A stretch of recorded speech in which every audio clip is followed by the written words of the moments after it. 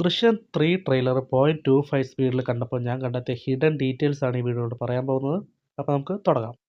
Number 1, the case will be reopen by media. അതെ, ഇതുവരെ case അന്വേഷിച്ചത് പോലീസുകാരായിരുന്നു.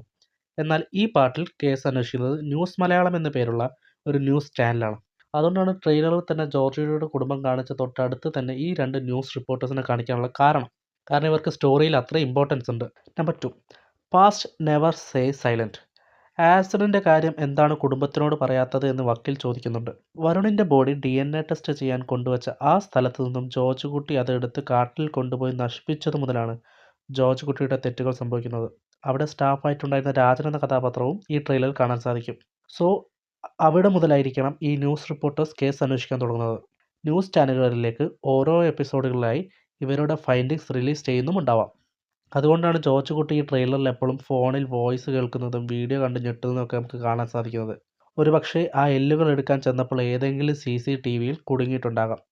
ആ ഒരു ഞെട്ടലായിരിക്കാം ഈ കാണുന്നത്. കൂടാതെ ഇതേ ന്യൂസ് ഫൈൻഡിങ്സ് തന്നെ കണ്ടുകൊണ്ടാണ് വരുണിൻ്റെ കുടുംബം ഇരിക്കുന്നത് നമുക്ക് ഈ ട്രെയിലറിലൂടെ മനസ്സിലാവും.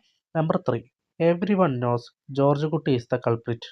അതെ, ട്രെയിലറിൻ്റെ ഓപ്പണിംഗ് സീനിൽ ജോർജ് കുട്ടിയുടെ കുടുംബത്തിനോട് വക്കീൽ കറക്റ്റ് പറഞ്ഞു കൊടുക്കുന്നുണ്ട്. ഒരു പരിധിയോളം പോലീസുകാർക്കും ഒരു പക്ഷം ജനങ്ങൾക്കും അറിയാം നിങ്ങൾ തന്നെയാണ് കുറ്റവാളികളെന്ന്. പക്ഷേ സ്റ്റിൽ ജോർജ് കുട്ടിയുടെ കുടുംബത്തിന് അറസ്റ്റ് ചെയ്യാൻ പറ്റാത്തതിന് കാരണം ഇപ്പോഴും കറക്റ്റ് ഒരു തെളിവ് അവരുടെ ഫാമിലിക്കെതിരെ പോലീസിനോ അല്ലെങ്കിൽ കോടതിക്കോ കിട്ടിയിട്ടില്ല എന്നതുകൊണ്ടാണ്. Number 4, nothing ends.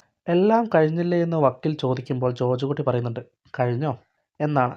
ഇതിനർത്ഥം പ്രേക്ഷകർ അറിയാത്ത മറ്റെന്തോ രഹസ്യം ഇനിയും ജോർജ് കുട്ടിക്കുണ്ട് എന്നാണ്. ട്രെയിലറിൽ IG തോമസ് പറയുന്നത് I need full file on my desk എന്നാണ്.